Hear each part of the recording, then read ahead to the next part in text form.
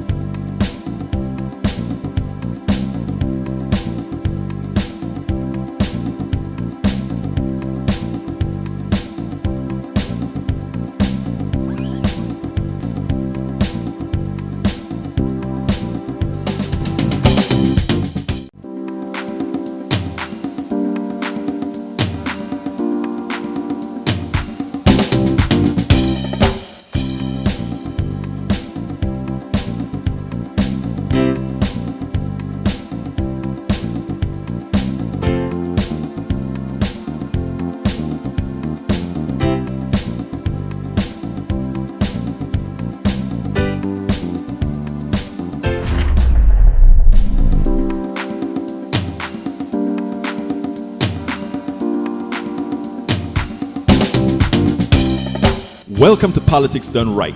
I am your host, Egberto Willies. This is a progressive program that will take the mystery out of politics.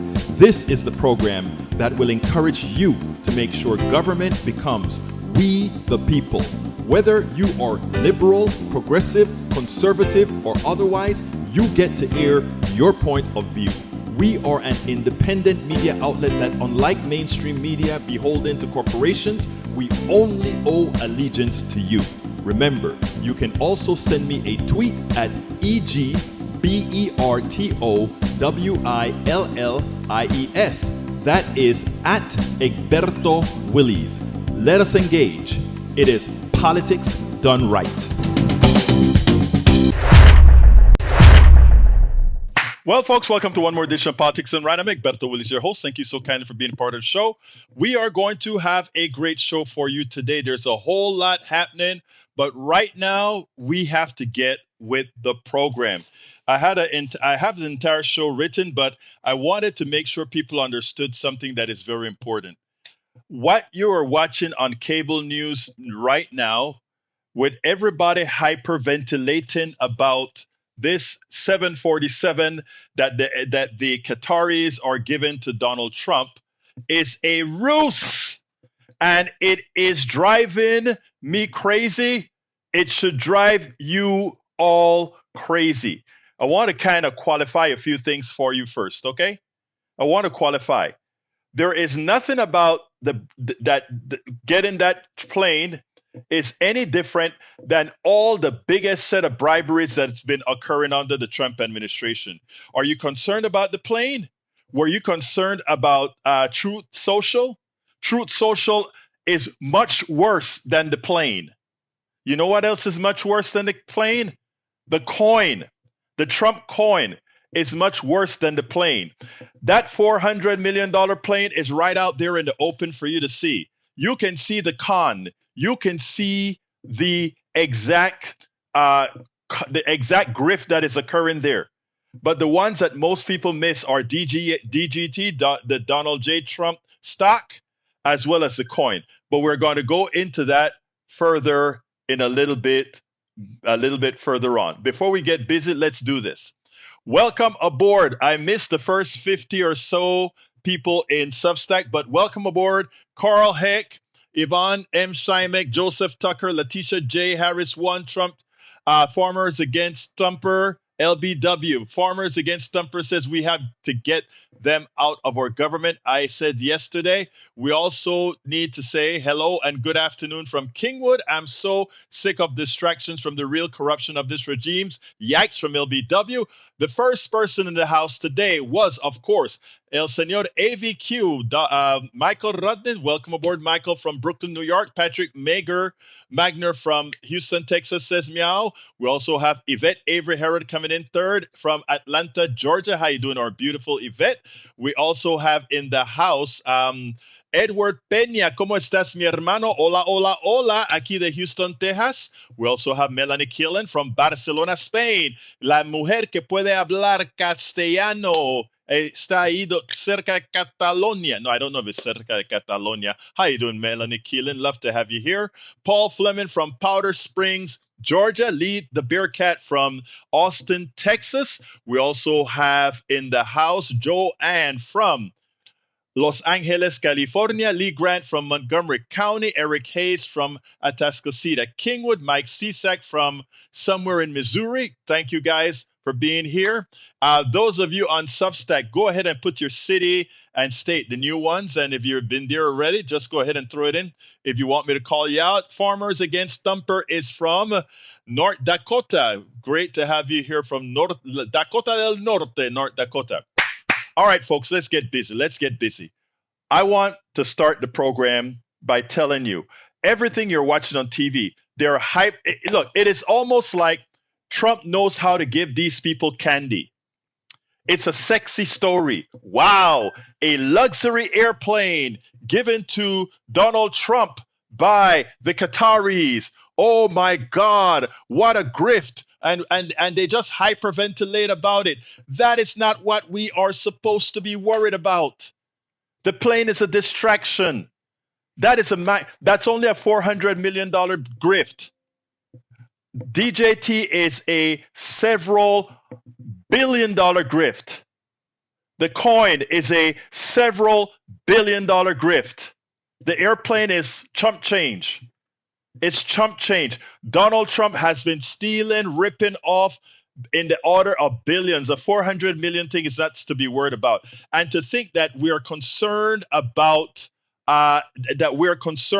somehow that airplane getting getting Air Force One status, forget about it. It couldn't happen. It'll cost more to retrofit that jet to do the things Air Force One is supposed to do than simply to rebuild that jet from scratch with all the amenities that it has right now.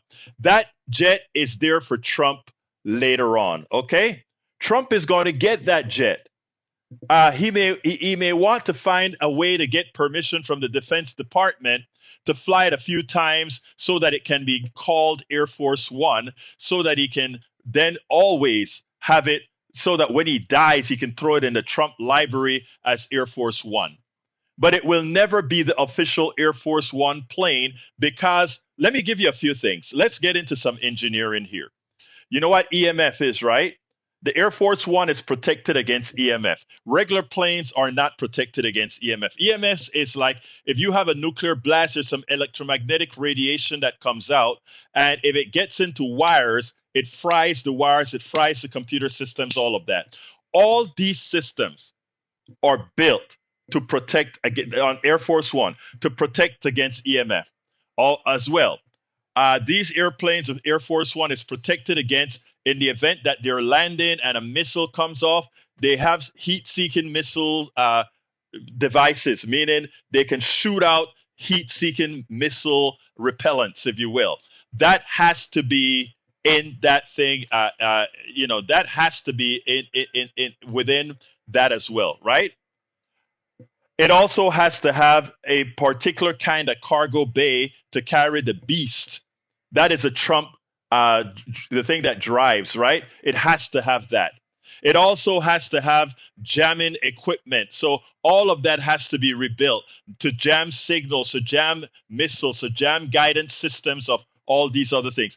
The reason why it takes so long to build a damn jet is because EMT, electronic, whatever case. I can't remember the correct symbols for it anyway. But here it is. It has to have all these different protections. Okay. Now, what Trump is doing is this week. Listen to me, folks, and listen to me clearly, my brothers and sisters, because you have work to do. All of you have work to do. The idea is they put out 2 stories this week. 2 stories, and the stories serve 2 purposes, right? The first story that they put out is the story about drugs. EMP. Thank you, Norman Reynolds. EMP. So Norman is an engineer as well. I said EMF is EMP. Uh, uh, Now, here is the thing. Electromagnetic pulse. Thank you for that, brother. Here's the thing. Here's the thing. Um, they put out two stories today. Story number one: the drug EO executive order. Please, all of you can go to the website right now. Go to the website right now, or not right now. After you watch the show, stay watching my show. Come on, don't leave my show. But go to the website, and you will find everything you need to know about that drug executive order. It says nothing. It gives no orders. It says, hey, drug company, please lower your prices to the favorite nation status. And if you don't, what we will do is tell the Justice Department or one of the departments to see how we can get you to do that. But it has no legality to tell the drug companies what to do with to how to lower drugs. And you know why it doesn't have that? Because Donald Trump doesn't have the power singly to tell drug companies what to do. And we know that both the neoliberal Democrats and the Republicans are owned by Big Pharma. So they will never pass a bill to reduce drug rates. People say, well, Biden did it. Biden did it 10 drugs at a time, then 50 drugs. Biden did what Biden did is what he could get because he never had the backing of the entire Congress that tells the pharma company, you will not be able to use these patents that we, the people, paid for to go ahead and charge whatever you want to charge. Because remember this, folks, most drugs on the market, you paid for. The taxpayer through the NIH, through grants and all of that at universities, you paid for that drug. Don't forget it. We have an exploitative economic system. We have an exploitative economic system. So anyway, Donald Trump comes out with that story. It gets a lot of play and so forth. And why he brought that story was for a dual purpose, to get news media. But the second purpose is because he can use the implied savings from these drug prices that he claimed will be following the rules of other countries. And he's going to force the CBO to use those in the computations to make sure they can give the tax cuts using reconciliation instead of regular order. And notice, and let me play a video here where I said Trump says says it out loud, and then we're going to come back. I want to play this video because this is what he did in that regards. Check this out. It is always important that you read between the lines, especially when you have a disingenuous line administration like Donald Trump's administration. I mentioned several times before that the purpose of these tariffs were to simply transfer your monies to the wealthy in a big tax cut. And, people would sort of disregard that. After all, he's negotiating for tariffs, etc. But remember, he may be negotiating for tariffs, but he has kept a baseline tariff of 10% on just about every country or above in the case of China, which is now 30%, and certain parts of Canada, certain products from Canada and Mexico at 25%, and other different ranges elsewhere. So he is attempting to raise money with the tariffs. Has nothing to do with overseas offshoring or anything like that, because he has not instituted any policies to really try to repatriate companies over here other than with tariffs. After all, I gave the example that said, even if we wanted to build factories here, we wanted to bring back making T-shirts, etc. over here, we don't have the equipment to make that, which means we'll have to import the equipment to make that. So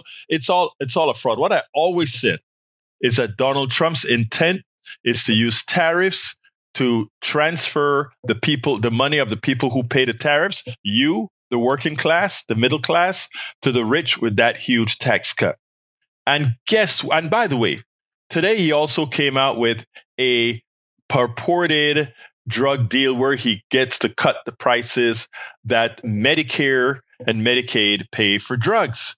Well, again, it is important for you to understand that. Remember, they're trying to get $880 billion out of Medicaid. And one of the tricks that they're going to use, in as much other than the cuts that they've already advertised that they're going to do, is to simulate a bigger cut by saying they will be paying less for drugs, even though that's not guaranteed. But you know what? It's out of the box, because he never would say specifically that he wanted all these tariffs and drug cuts to make the budget works. In other words, all these savings weren't going to go to the average American citizen, but actually go to the wealthy. But you know what? He slipped. Today, when he announced the drug deal, he slipped. And for those who understand, those who can infer, you'll see exactly what he said. I just called the Speaker of the House, and I just called the leader, our leader in the Senate, John Thune, Mike Johnson. Spoke to both of them. I said, when you score, you're going to have to score two things. You're going to have to, number one, score that hundreds of billions of dollars of tariff money is coming in. But even bigger than that, you're going to have to score that your cost for Medicaid and Medicare and just basically pharmaceuticals and drugs is going down at a level that nobody has ever seen before. It'll pay for the Golden Dome. I see the Golden Dome is there, see? That'll easily pay for the Golden Dome. And we'll have a lot of money left over. We need the Golden Dome, by the way, in this world. Notice what he said. He called up the Speaker of the House and the Senate Majority Leader. And what did he say? When you're scoring the budget, when you're scoring the new budget, you have to think about what we have in tariffs and what we have in the savings that from this executive order to reduce the price of drugs. Let's be clear. Neither the price of drugs reduction is a certainty, or the money's that's coming from the tariffs are a certainty. It's not, because for several reasons. Again, he's quote unquote negotiating these tariffs. If he negotiates these tariffs away or very much lower, then the scoring from the CBO will make no sense. That is what Trump wants to do. He wants to hold back everything under the perception that he's going to get drug costs down, under the perception that he's going to be able to keep tariffs high. And while tariffs are high, that somehow we are going to still buy these products, which means he'll continue to sock it to the working class to pay these tariffs. But none of that is sure. And there's a more likelihood that, politically speaking, after the CBO rates his budget, that he will go, after it's rated and the bill is passed, that he'll go ahead and acquiesce to the will of the working class for political reasons and say, okay, I drop the tariffs. But by then, the bill is already passed, and you'd either have to go into further deficit spending or further cutting. And given for the way he really, really cares about the working class, which means he doesn't care, you will pay the bill, your hospitals will close, and these bad things will continue to happen. Folks, remember, you are being warned, so you likely should be contacting your congressperson. But again, you've been warned, and if you don't do something about it, well, so shall you sow, so shall you reap.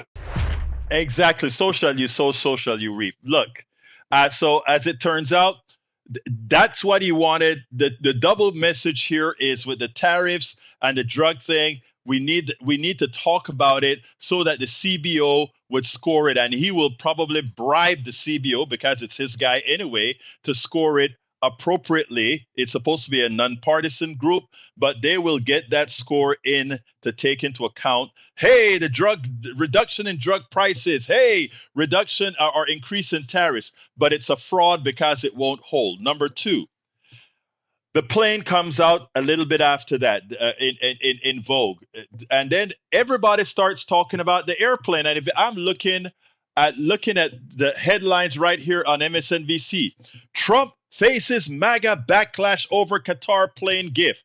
That's crap. That is crap. As soon as the only reason he's facing a little backlash from some of MAGA is that some of them, including what's the name of the guy, the young guy, I can't remember his name right now, that's a blogger, came out. All they have to do is pay the blogger a little bit, change the tune, and all the MAGA will come like the Pied Piper and follow whatever they say. I am not concerned about that. What they're doing right now is at this, as we speak right now, there are three committees that are marking up the cuts to Medicaid. There are three committees making those huge tax cuts or doing the markup to give those huge tax cuts to the wealthy. So while we are all concerned about a plane that doesn't have anything to do with the middle class, anything to do with the working class, we're so mad about the airplane. And all this other stuff is going on. Catastrophic GOP cuts is what we're looking at, folks. Catastrophic GOP cuts is what we're looking at. House Republicans are set to hold a committee hearing Tuesday, today, that have it on the screen right now. The proposal, which is part of GOP's sprawling reconciliation package, would shift some SNAP costs onto states and expand the program's work requirements, adding procedural hurdles that advocate says making it harder for families to obtain benefits. Overall, Republican legislation aimed to slash $290 billion from SNAP, $880 billion from Medicare. Look, we are giving all this money that we are cutting to rich people for a tax cut. And we're worried about a $400 million plane. We're cutting over near $1 trillion, more than $1 trillion of services to our people. Over $1 trillion. And we are hyperventilating over a $400 plane. We know Donald Trump is a thug. We know he's a gangster. America was okay with electing a gangster. So let's not worry about the gangster and the gangster getting a plane. If we're not shutting him down on his Truth Central, if we're not shutting him down on the Trump coin, why the hell are we worried about this? Go ahead and start calling your senator and representative, whether you are on the left or the right, because it all affects you. All of you who have parents in nursing homes, who have relatives in nursing homes, this will affect you. All of you who live in rural areas with hospitals, it'll affect you because these hospitals will close, as I pointed out in the article and the video that I did yesterday. Please, and Stacey Sullivan, this is not up for debate, Miss Sullivan. You can look it up. It's not up for debate. In fact, your great senator from where is he from? Arkansas. He Republican MAGA senator from, I think it's Arkansas or Missouri, says it. He's telling Republicans, don't do it. Don't do these cuts. This is not from a Democrat. This is from an established. Who is the guy that was running away? I can't remember the name of the senator that was running from MAGA.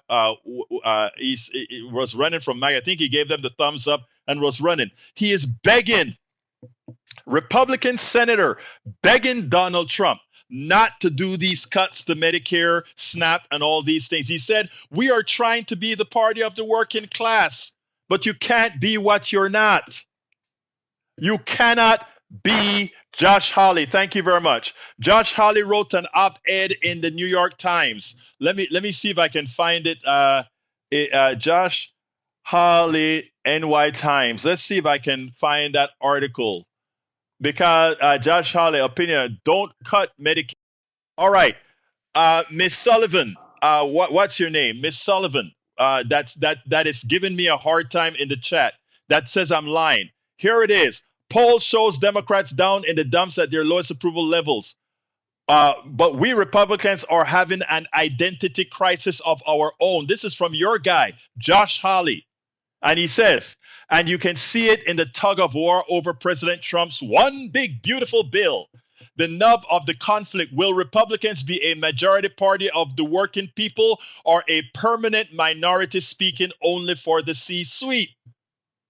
Thank you, Tom. Sorry. So there it is, Miss Sullivan.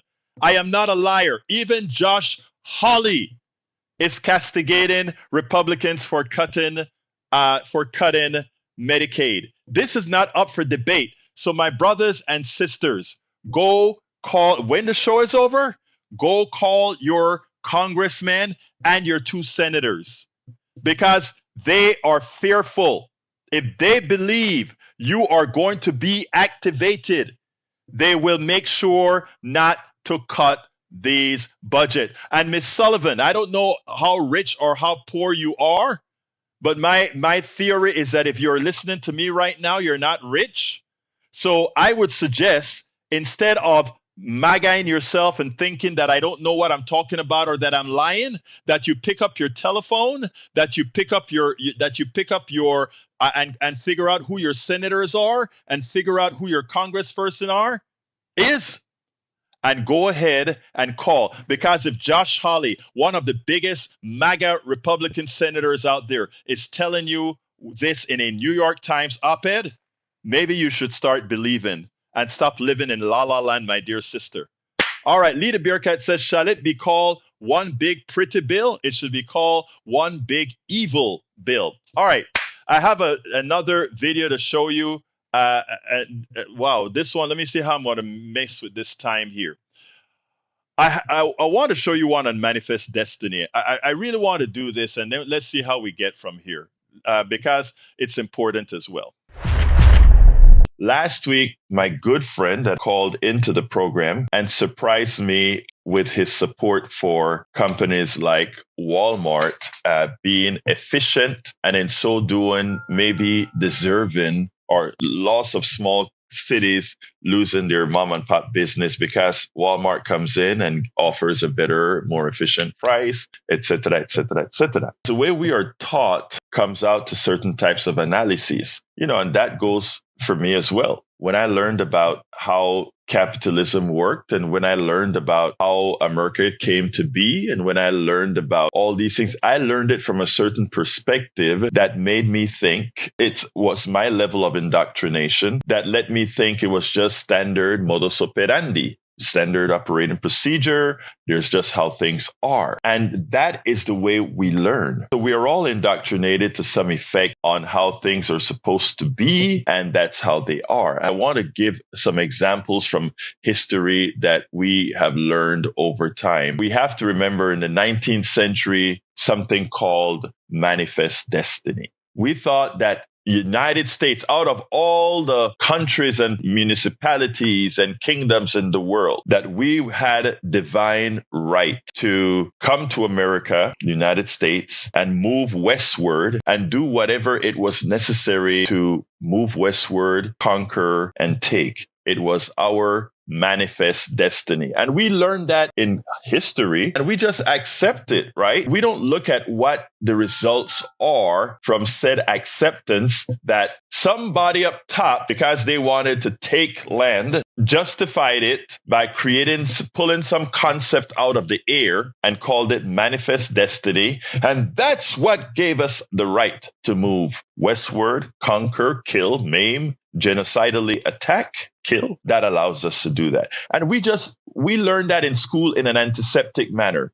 Manifest destiny, and we move forward, and we had westward expansion. The other concept we learned without thought, and we just accepted, the Monroe Doctrine. I'm from Panama, Central America, a product of the Monroe Doctrine. Roosevelt sent a ship off the coast of Colon. They wanted to build a canal in Panama, which was a part of Colombia. And Colombia said no. The Lesseps and these French were building great canals in Saudi Arabia, and they were going to try to build a sea level canal in Panama. They failed. America wanted that canal for commerce. The Monroe Doctrine, we control the hemisphere, puts a ship outside of Colon, got some radicals in Panama to declare independence, and hey, without further ado, I became a Panamanian citizen because, what again? Monroe Doctrine allowed them to say we're building that canal and we are going to do it whether Colombia wants to or not. We control this hemisphere. We decide to accept that as standard modus operandi. I want you to keep those two thoughts in your heads, that we just decide to do something and now we teach it and we accept it just for the sake of accepting it. Earlier, I was speaking about the Monroe Doctrine and manifest destiny. These are concepts that we learn in history in high school or even middle school that we don't get a grasp of how it has actually affected and damaged people here, both the indigenous folks and folks around the world. But we accept it, and we accept it as just the natural order. Same, we accept our economic system as just the natural order. We accepted slavery as just the necessary evil of capitalism. We accepted destruction of slavery as just, don't believe all that you read again, that the Civil War is what the benevolence of the Northerners who liberated the slaves was a great thing that happened, right? The slaves only got liberated because the country and its manifest destiny and all these other things could continue without the slave institution. The slave institution was necessary for the fast development of the United States. That's a statement of fact. And only after the cotton gin and other things that allowed the mechanization of farming, etc., was slavery not necessary going forward, and it could have been ended. And the benevolence of the North to save these folks. Now, look, let me tell my Southern brothers, a lot of folks up North would have you believe that there's something inherently more benevolent on a personal level than the Southerner. Look, I love Southern people. I love Northern people. And I mean that from the depths of my heart. Humanity is humanity is humanity. And the same prejudices that occurs in the South occurs in the North. The only difference is that the South, slavery was necessary because, again, it's a growing region. It's a region that developed cotton and it was very efficient to have slavery then. It's no longer very efficient. Now we have antiseptic slavery in the form of employees. Now, that's it. Why am I bringing all this up? I'm bringing all this up because, again, as I said, one of the calls really hit me very hard because it's a good progressive person that believed that it is okay that Walmart moves into town and if they can give you better pricing, that it is okay for the mom and pop stores who can't afford those things to close. So when I wrote up the program today, I wrote up some bullet points that I want to cover. A lot of folks are scared about whenever we talk about a change in economic system because they think we're talking communism and all these things that the plutocracy, that the capitalists have made you fear. So they're saying, why get rid of an evil system if the system that is going to be replaced by is going to be even more evil, which isn't true. Capitalism is a man-made system.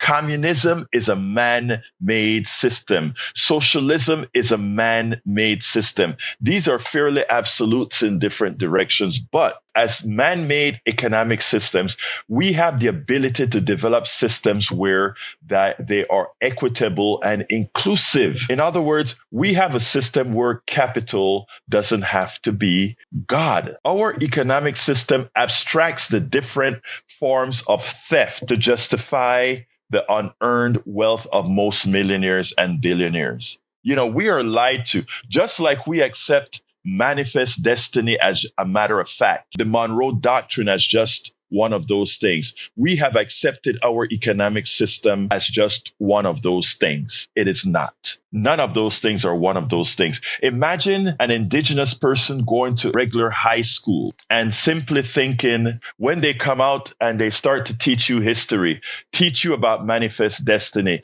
teach you about Christopher Columbus being this hero, but you knowing that Christopher Columbus in his own writings was somebody who abused children, was somebody who killed and maimed. Not somebody saying, but in his own writings, you don't learn that, but we honor him. Why then should we honor a Donald Trump as well? We don't understand that what we have done, that Donald Trump is a representation in full force of everything, all the things that we have actually done. We were better at being better, but Donald Trump came out and said, this is who we really, really are. Remember that kid learning history, that indigenous kid whose history traced tens of thousands of years on this land, coming out to think when he's learning, has to learn that these people who harmed them were great people. Imagine Black and indigenous who have to learn that Lee and all these guys were honorable people, and you want them to sit down in a class and just accept that. You want all of us who are maimed an economic system to sit down and accept it.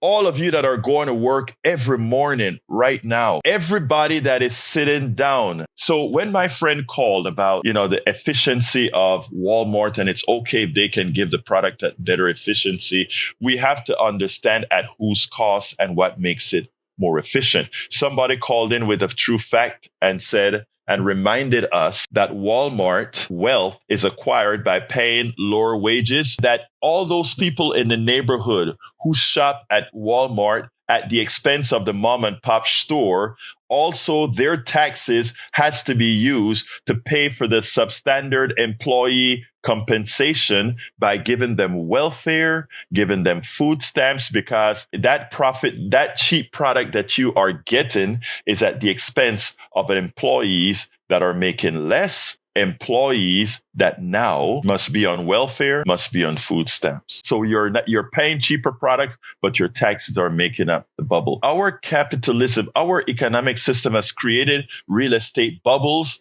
tech booms. These billionaires have made their monies not because they invented something of value, but because they stole something of value. Let's give an example. When it comes to things like the tech boom, when the tech boom occurred, a small group of investors would find I call them the young punks, 3 young punks that created a website, used fancy words, and capitalized that company, turned that company into stocks. And a lot of people bought stocks in something that had really no value. So we had folks like Mark Cuban and all these other billionaires that during the tech boom, they made money off of capitalized companies that produced nothing, and they sold the companies off before the companies failed from having had products that created nothing. And boom, they became billionaires. But for every billionaire that was created, millions of Americans lost their shirt because they bought these stocks from their ignorance of not understanding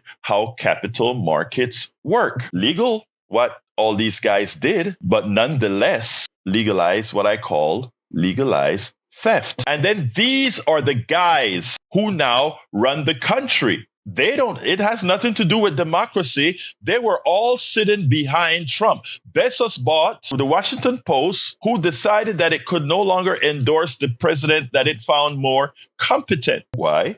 These billionaires, again, that didn't make their monies but on other people's backs, became wealthy, and they stuck with the one who would ensure that they could keep up and did the wealth. The same thing happened with the real estate bubbles. People that shouldn't have certain loans got the loans because they know they could capitalize on all the sales of those bad loans with certain financial instruments called derivatives and default swaps that by the time the economy crashed from all these bad loans, a lot of billionaires walked off with the money. Another form of theft, the real estate bubble, which I covered in a 5-part series called The Con, created by a friend of mine who was a Hollywood producer. We had currently the billionaires that make profits from the defense industrial complex. When we give all that money to Ukraine, that money doesn't go to Ukraine. That money goes to the military industrial complex to build bombs for Ukraine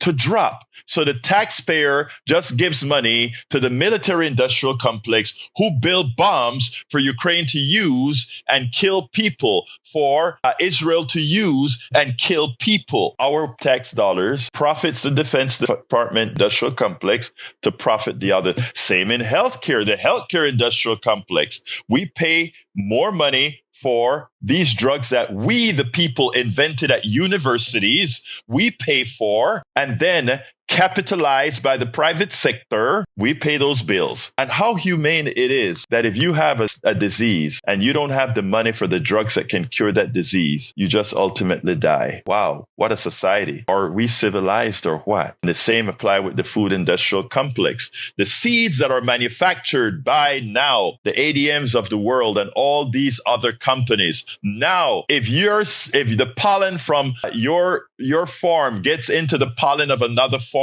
and those genetically modified seeds you start to produce because of pollen migration, you now owe ADM. You can't use your own seeds. You got to pay ADM. Another ripoff of the taxpayer, another ripoff of the average American citizen. But none of this stuff is discussed in detail on mainstream media. You don't know this stuff.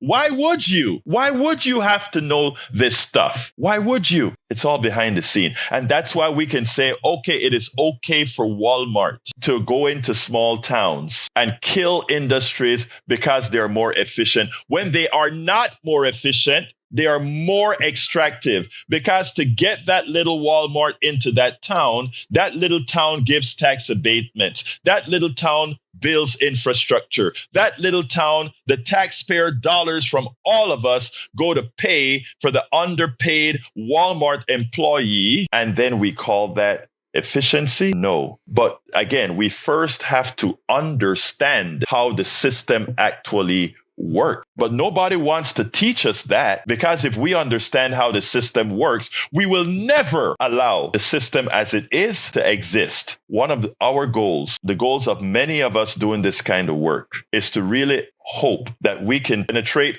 the space of enough to understand how the system works so that we can ensure it cannot persist, and we develop a truly equitable system where your worth is dictated by what you really are. And for those who says, well, this system works and all the skyscrapers we build and all the streets we build, and what system is more efficient? It doesn't quite exist yet, but we can create it because it is all man-made. The people who build those skyscrapers can't even enter them after they're built. The people who believe that we need this economic system in order to have innovation, the innovators don't make the money in this country. It's the people who decide, I am going to invest in that innovator, that makes the money. We have to understand that engineers don't ask for much. Scientists don't ask for much. It's the people who go to business school and figure out how they can live on the intellect of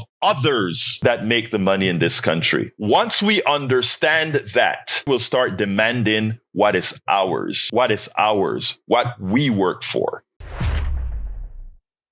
What is ours, and yes, what we work for. Let's see what time. I think I have time for the other video. I want to show you, this is an important video from Scott Galloway, important video. Professor Scott Galloway, economist and serial entrepreneur, I tell you, he didn't mince his words as he expressed something that we have been trying to articulate forever.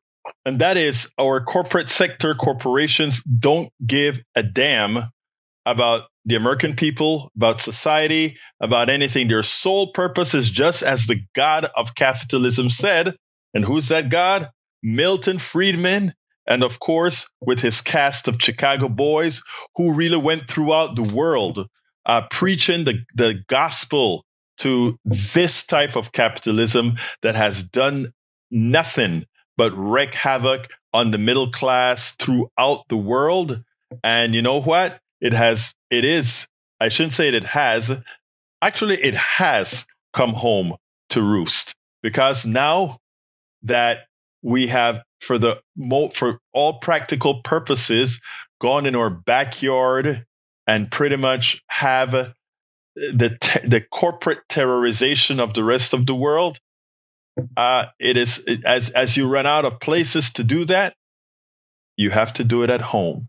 And that's just what's happening here. I want you to listen to this professor. And this guy is no communist or anything like this. This guy is a true capitalist. And this is what he has to say. Check this out, and then we'll take it on the other side.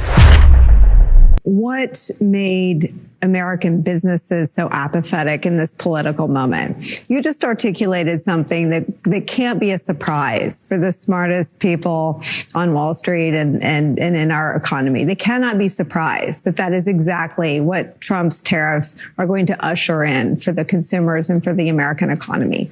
Why were they largely silent during the 2024 presidential election? I've been on 7 public company boards and a couple dozen private company boards, and we started virtue signaling and lying to the public that it was about stakeholder value, not shareholder value, that we cared about America, we cared about citizenship, we cared about civil rights, we cared about DEI. That was all BS. At the end of the day, it really is about shareholder value. That's what companies are there for. Private companies are so good at making money, they shouldn't be trusted to do anything else. And if you're waiting for the better angels of Mark Zuckerberg or for Jeff Bezos to stand up and be a true patriot and say no, that he's going to put the cost of tariffs, which is free speech, next to his products, don't hold your breath. And what these companies are doing is saying the best thing you can do for shareholder value in a mob-like economy where there are incentives to behave is to just stay quiet, quite frankly, placate the president, maybe buy the documentary on his wife for $40 million, which is about $38 million more than you would pay for a similar documentary. Maybe give $1 million to his inauguration campaign. Maybe put out a false press release or a misleading one saying you're investing $500 billion. And maybe like Apple or an automobile company or someone who's on his lunch calendar, you'll get an exemption from these tariffs.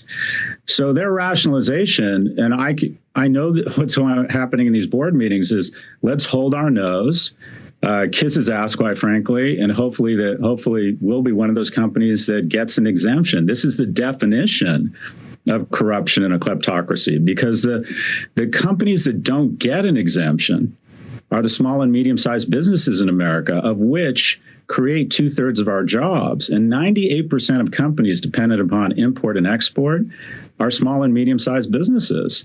So if you're Apple, you have nothing to worry about. If you're even Netflix, this ridiculous 100% tariff on media coming to the U.S., which would result in a tariff on American media and would really hurt Netflix stock didn't really go down. Why? Because people realize that A, the president will probably blink, and 2, Netflix would probably get an exemption. So when your ability to thrive and maintain shareholder value is a function of your proximity to the president and denying or not standing up for what I'd call traditional American values, you can empathize with the fact that they believe they're serving their shareholders' interests. It's especially disappointing, Nicole, because of the 500 S&P CEOs. I would bet 495 of them wake up in the morning and look in the mirror and say, hello, Mr. President. And the president, someone who aspires to be in the cabinet or be the president, the primary attribute should be leadership. And what is leadership? Leadership is doing the right thing when it's really hard. And I would argue none of them have shown the backbone to stand up to the president and say, these are not American values. And I would write, or I have written and believe, that this is an enormous consumer opportunity for a company to stand up and say, through the lens of athletics, a Nike could put out a great statement in the form of a commercial. They probably makes the best commercials in the world, saying that immigration, freedom, incredible people from different diversity, through the lens of sport, that these are American values. And I think America would know what they were saying. And I think that company, especially the one that goes first, is going to be on the right side of a torrent of incremental spending. I think there's a huge opportunity for an American company to speak up and say, what's going on here? Rounding up American citizens, sending them to what effectually, at best are black sites, at worst are concentration camps, declaring war on our allies that we've had amazing trade relationships with, that have resulted in incredible prosperity. I think there's an opportunity for someone to speak up, but no one has taken that risk for fear in the short term it'll hurt shareholder value. In sum, I think there's been a domino effect of cowardice among our CEOs. It's quite disappointing. Unfortunately, though, while I agree with the symptoms that and the realities that Scott Galloway speaks about, the one point that I think he fails is that he believes that the system with brave corporate leaders could actually work. The problem is we live in a system that allows, if the dynamics of the system is to allow its failures, if is to allow greed to be rewarded, then it's hard to believe that you would ever have enough benevolency in that structure to have a viable economic system that is equitable for all. So I think it is high time for us now, we the masses, to simply come out and say, this current economic system as it stands has failed. I mean, you determine success or failure by the success or failure of all the parts. And if 80% of the parts are not doing very well, then that system has failed. And I think we can say without any doubt that 80% of Americans are not living that life where the welfare of America as we preach it. But worse, we know that 60% of Americans are in dire strait. So folks, let's get with the program and let's start ensuring that the right folks get elected with the right thought process, with the right belief in an economic system that works for all and not just for the few. And that is not cliche. I have time to kind of put the last one in, and I need to get that one in, the grift. America is a kleptocracy. The reality is it hasn't always been that way. While you know what we feel about our economic system here at Politics Done Right, and what many are starting to realize, it hasn't been the type of kleptocracy as it has evolved to under Donald Trump. And it is sad because, again, with all the problems that we had, it seemed like we were redeemable. It seems like the rest of the world would stick with us. But when you become no different than the Putins of the world and other major kleptomaniacs, what is there? Listen to what Scott Galloway has to say, then we'll take it on the other side. What do you make of this moment that we're in, where we come on the air? We've been covering the economy, not necessarily because I know a ton about it, but I know that as a political issue, there was nothing more salient. And Donald Trump, for all the promises to break to the whole country, but especially his voters, to break his promises around the economy feels pretty seismic, not just politically, but in terms of something that affects just about everybody. What are your thoughts about where we find ourselves? I think we're essentially become a kleptocracy that would make Putin blush. I mean, keep in mind, in the 3 months since the inauguration, the Trump family has become $3 billion wealthier. So that's $1 billion a month. And to be fair, it's been a slow creep of corruption. There's been special interest groups since Citizens United. They've just gone crazy. You have American citizens paying 8 times the price for Humira and Ozempic that other countries pay, even though many of these drugs we've invented here, manufacture and distribute. So there's been a weaponization of government for a while, and there are even many Congress people, including Speaker Emerita Pelosi, who've engaged in insider trading. But this is on a whole new scale. The Democrats and other Republicans have been engaging in corruption for tens or hundreds of thousands. This is now corruption for billions. And while you could argue that American business has been for sale, if you will, or America's been for sale, now the whole world's for sale, I think the Trump coin represents a new level of grift, the likes of which we haven't seen. Essentially, the president has opened a Swiss banking account that anybody can put money into, communicate why they are putting money into it to the president, and then the president can take actions, and we don't know whatever happened. And I believe it's probably already happened. And the question I would put forward is, if you're Vladimir Putin and you're spending $500 million a day on a failed war in Ukraine, Wouldn't you be stupid not to somehow communicate to the president that you're willing to make him the wealthiest man in the world in exchange for maybe stopping arms shipments or intelligence to Ukraine? I think, people say, well, that's a conspiracy theory. I would argue that's just basic logic. I think Putin would be stupid not to do that right now. And I think potentially that or smaller instances of that are happening all over the world right now. And the problem is we don't even know about it. I think this level of corruption is like an iceberg. I think the majority of it is taking place below the surface. So we're in a full kleptocracy at this moment. Scott Galloway nails it. But what's the solution? The solution, it was so easy. We had 4 years of Donald Trump. The rest of the world thought that was a mistake. It was a mulligan for the American people as long as we didn't do it again. But we messed up. We did it again. And therefore, getting the respect of the rest of the world is going to be very difficult, and it won't occur quickly. It will take several presidential cycles of not screwing up for us to redeem ourselves.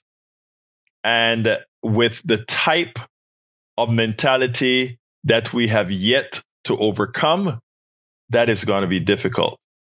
But if we really care about this country, it is high time that we pretty much atone by ensuring in 2026 there is a landslide. I am not talking about a minor win. I'm talking about a landslide that the rest of the world can see they have woken up. They understand that what they did was not only wrong, but it put a blight on what everybody thought America was. It is in our hands now. It is definitely in our hands now. We are now at 57. Folks, we're about to get out of here. This is the time that I ask you if you understand what we're up against, if you understand the work that we have to do, please go ahead and support the program. And how can you do that? Before I do that, I want you guys to see the type of work that we have to do consistently. It's not just 2 radio shows a day. It is not just a few blogs a day, but it's a constancy of making sure that we keep, what is the word Donald Trump, or folks use about Donald Trump stuff? We have to keep the zone flooded because they are flooding the zone. The reason why you have a lot of folks in our chat that are completely ill-informed, it's not their fault. It's what they hear. I repeat, it's not their fault. It is what they hear, and it is a job of ours to go out there and help. And I thought I had this link ready to go, but I'll go ahead and type it in here and hope it's the right one, HTTP. And that is, let's see if this, let me see, that .com/info. I think this is it. Bear with me 1 second.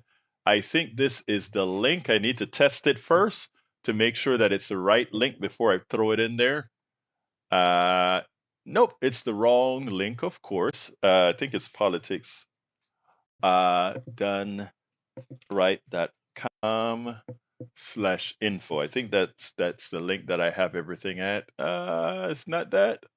Well, anyway, let's do this. To support the program, please consider becoming a paid subscriber to our newsletter. That subsidizes all of the work that we do. And you can find that link right here, politicsdoneright.com/newsletter. I'm going to put it in here as well, inside of the chat for the Substack. And let's go ahead. If you have other ways that you want to support us, the list of different ways to support us is at politicsdoneright.com/support. politicsdoneright.com/support. This is complete. We are not, no corporation owns us. You are the ones who support what we do. You are the ones who help us get the message out. We couldn't do it without you. So I'm asking you to consider becoming paid subscribers of our newsletter. That is the most efficient medium that we're using right now for support, even as we have many others. And I'm putting that in the chat as well. Again, we cannot do this without the great support that we depend on from the great watchers, listeners, sharers, etc., etc., etc. Anyway, it's 4 o'clock. Got to get out of here. Love you all, left, right, middle. I don't care who you are, because we're one country that we have to get working better. My name is Egberto Willies. This is Politics Done Right. And you guys know how I end this baby. I am what? Out.